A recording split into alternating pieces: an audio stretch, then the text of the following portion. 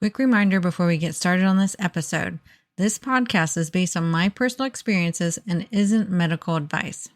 If you've just gone gluten-free, you might be wondering, how long does it actually take to feel better? Is it days, weeks, months? Will I feel worse first? Hint, yes, you might. Healing looks different for everyone, and it's not always a straight line. In today's episode, I'll break down what happens to your body after removing gluten, what kind of improvements you can expect and when, and how to tell if your healing is on track. Stick with me to the end because I'll share the one thing that helped me notice real progress even when I felt stuck. Let's dive in. Welcome to the Gluten-Free Engineer podcast. I'm your host, Carrie Saunders. In 2011, I was diagnosed with celiac disease, a moment that changed everything. But I was determined not to let it hold me back. With my 2 engineering degrees, I set out to reverse engineer the gluten-free lifestyle, breaking down recipes, safety tips, travel hacks, and everything in between to rebuild a life I love. Whether you have celiac disease, gluten intolerance, or simply choose to live gluten-free, this podcast is for you. Join me each week as we simplify the gluten-free lifestyle, make it fun, and prove that you don't have to miss out on anything.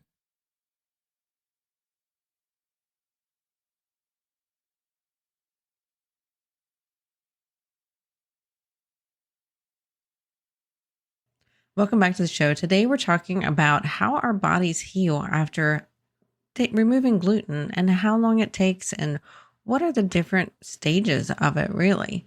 And for me, the longer I was off gluten, the more sensitive I was to gluten whenever I got a little bit. So do keep that in mind. That might be something that happens to you, especially if you're celiac. Whenever I would tell this to other people who were newly celiac, a few months later, they'd come back to me and be like, yes, you're right, Carrie, this is actually happening to me too. It's, you just heal. So then you notice the little bits of gluten. But let's jump in first into what are the first 30 days like of removing gluten from your body. Say you're newly diagnosed celiac, say you're gluten intolerant. Maybe you want to help a friend because you feel like removing gluten might help them too. What are those first 30 days like? Well, first off, in those 30 days, your inflammation response starts to calm down. No matter whether you have celiac or not, you're going to have some reduced inflammation. Gluten just causes inflammation, and everybody's bodies, we just all react a bit differently to it. And some people don't notice that it causes inflammation in their bodies. It's something that's been scientifically researched, and it's just a plain fact of this food. It's part of its defense mechanism. So your inflammation response is going to calm down once you remove that gluten. And you might have some early improvements. You might feel less bloated. You might have reduced brain fog. You might have a bit more consistent energy. But you could still have some fatigue, and you might have irritability, and withdrawal can happen as your body resets. So I was reading a book recently called The Plant Paradox. It's a great book if you haven't read it before.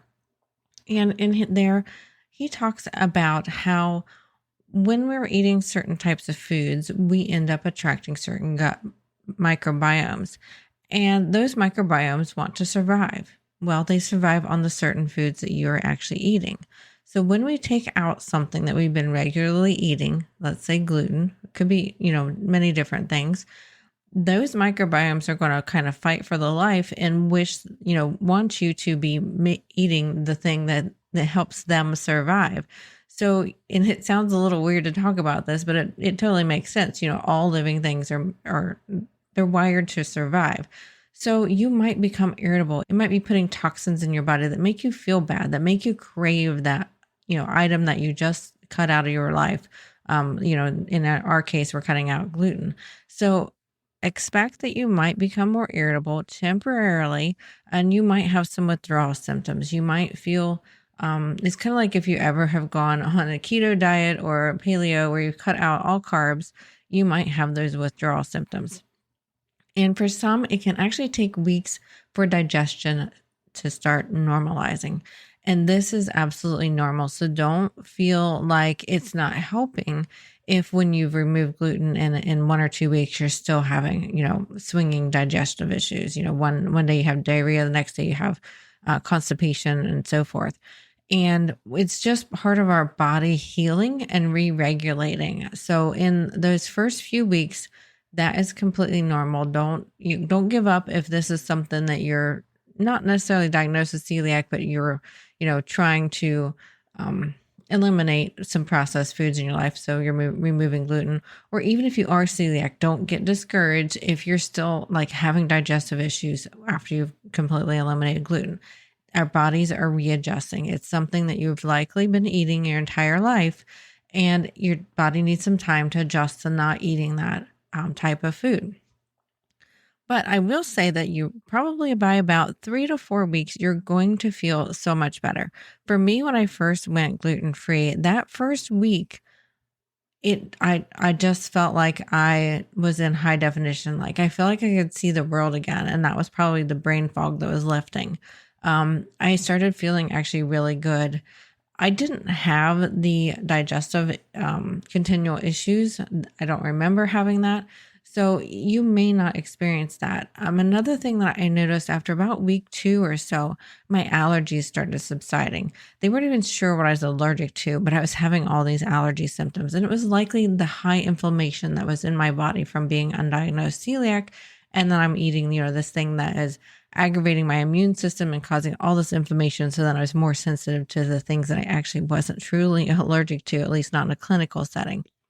And then as I went probably about week 3 or 4, oh my goodness, I felt like a brand new me. I felt like myself when I was, let's say, in childhood. I had so much energy, so much, like, I just felt wonderful. So know when you stick with it, you're going to feel so much better, but you might have a rough, first few weeks. I would say by about, at least in my experience and most people I've talked to, week 3 or 4, you're going to start seeing the light at the end of the tunnel if you are having those withdrawal symptoms and having that bad, how you don't feel well after you remove this food. And then the first 3 to 6 months, your body's going to start repairing itself and rebalancing.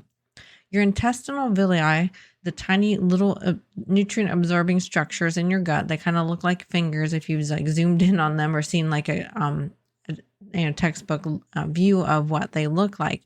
They're going to begin healing. Hopefully they're going to grow back. If you've been undiagnosed celiac for many, many years, like myself, you may not have them all like restore and be good. But then what I've experienced with my kids is they healed so much faster because we caught it so much earlier. They each were, I think about 12 years old or less. Me, I was in my 30s. And so I had been, damaged for quite a while. And then you're also going to have your nutrient levels start to readjust and get better. Things like iron, vitamin D, and B12, those might start slowly improving. And if you're celiac or even if you're gluten intolerant, this is going to be some vitamins you're going to want to work with your doctor to get regularly tested, especially in these first few years, to make sure that you're improving because likely you are deficient in them. It's just very common for celiac or those who aren't intolerant with gluten. You're also going to find your hormones and energy levels begin to stabilize. This is one thing that I noticed. I was having such anger issues, I would call it, and they were all internal. It's not who I was. I'm not an angry person. And so I wasn't sure what was wrong with me. It was almost like an out of body experience the more I was on gluten and not knowing I shouldn't be on gluten. And then when I removed it, oh my goodness, my demeanor calmed back down. And this was something I hid. I hid mostly from my family and my friends because I didn't want people to think I was angry because that's just not who I was. But I had all these internal feelings of anger inside me. I would just get irritable so easily. Like little tiny things would just really set me off internally. And so you're going to start seeing those things start to stabilize, and your energy levels are going to start stabilizing too. However, in this stage, accidental gluten exposure can set you back. So this is like your relearning phase. This is going to be your phase of learning how to be really strict with this and, listen to your body and make sure you're taking care of yourself and your body. So don't be discouraged if you get accidental gluten exposure. We've got other podcast episodes on how to deal with that. But just note that when that happens, you might feel like you've taken a few steps back, but the more you're gluten-free, the faster you'll recover from accidental gluten exposure. And then in that 6 to 12 month range, you're going to notice, really noticeable healing. Most people are going to notice it definitely by this point. Many people feel dramatically better. Their digestion is better. Their skin is better. I had so much skin issues before I found out I was celiac. That was disappearing by this time. Our energy, our moods are going to be so much better. If you have celiac, your antibody levels on your blood tests often decrease significantly by this stage. You might have some symptoms that might linger. You might still have some fatigue and you might still have some joint pain. I know gluten causes joint pain in a lot of people. And while your immune system is resetting, you might still have these symptoms. And like I alluded to earlier, healing really depends on age, the severity of how you're either intolerant or celiac, and other health complications, and how strict you are on being gluten-free. So the more strict you are on being gluten-free, the faster you're going to heal. So once you get that nailed down and understand how to be really strict with being gluten-free, you're going to see that good snowball effect of feeling better and better and better each week, each month. It's just going to be, people ask me, how can you not eat gluten, Carrie? And I tell them, I'm like, well, it makes me feel so bad. I don't even consider it anymore.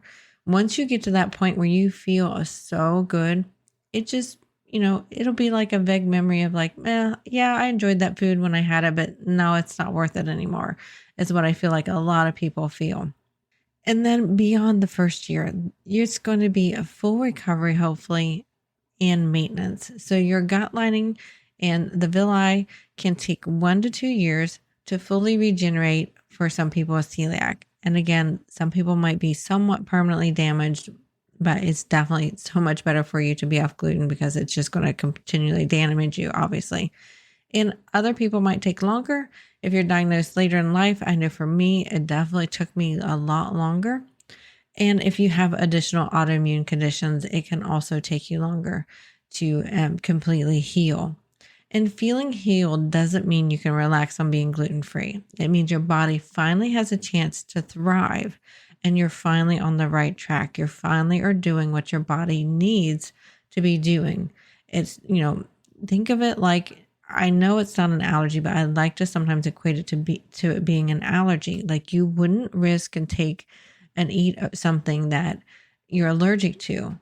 We need to treat it like that, even though it's an autoimmune condition and not an allergy. That way, it kind of, I feel like our brains associate with allergies a bit more than celiac or gluten intolerance, just because, or at least from our generation that I am, celiac disease, I had never heard of it until I accidentally figured out I had it myself and then later got confirmed.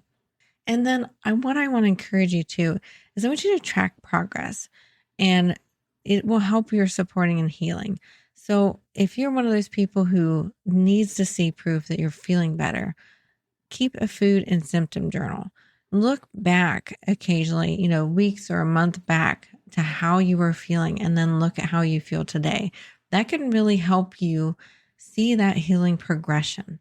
It also can help you spot triggers of what might have caused you to feel bad. And it can help you celebrate those wins, how much better you feel today. Make sure you're working with your doctor to recheck your nutrient levels, like we talked about, iron, vitamin D, B12. Some other ones too I didn't mention in this episode is like folate or calcium. And then prioritize your rest, your hydration, and balanced meals. Your body is rebuilding after you remove this gluten, and we want to make sure that we are eating the nutrients we need to eat.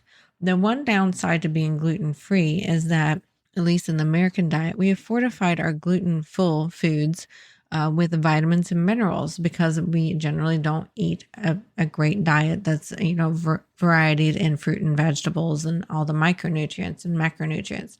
So what we want to make sure we do is make sure we're eating balanced meals because we need to be getting the nutrients like folate and B12 and iron and D and calcium that are many times in the gluten foods. We want to make sure we're getting them naturally in our diet too. So make sure you're working with your doctor to be checking these things because it is a pretty common thing to not be eating enough of those in our American diet if you're American and are listening here. And I want you to give yourself grace. Healing isn't linear. It's definitely a yo-yo. It can be a roller coaster sometimes. So give yourself grace if you have some setbacks, and then you're going to have some triumphs. So just be gracious to yourself. And if you haven't yet, be sure to sign up for my newsletter at theglutenfreeengineer.com. That's where you can get support while your body does its incredible work of healing.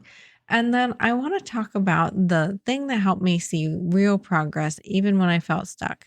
And that was my tracking my non like scalable victories, ones that you couldn't put a number to. I started taking note of things like not feeling super exhausted, not feeling bloated, not feeling blah. Seeing these little improvements over time reminded me that healing was happening, even if I couldn't always feel it right away. Thank you for listening to this episode of The Gluten-Free Engineer. If you found value in this story, please share it with someone who might need encouragement on their own gluten-free journey. For more tips, recipes, resources, and even links to my YouTube channel, head on over to theglutenfreeengineer.com. It's your one-stop hub to make gluten-free living simple, fun, and full of flavor. And don't forget to subscribe so you never miss out on an episode. And we will see you next week. The Gluten-Free Engineer podcast is for informational and entertainment purposes only. I share my personal experiences and stories about living with celiac disease and navigating a gluten-free lifestyle. This podcast does not provide medical advice. Always consult with a qualified healthcare professional for medical questions, concerns, or advice specific to your health. Before we continue, I want to invite you to join my free Facebook community, The Gluten-Free Engineer. It's a space where you can connect with others living gluten-free, ask questions, swap tips and recipes, and get support from people who truly get it. Whether you're newly diagnosed or a seasoned gluten-free pro, you'll feel right at home. Just search The Gluten-Free Engineer on Facebook or click the link in the show notes to join. All right, now back to the show.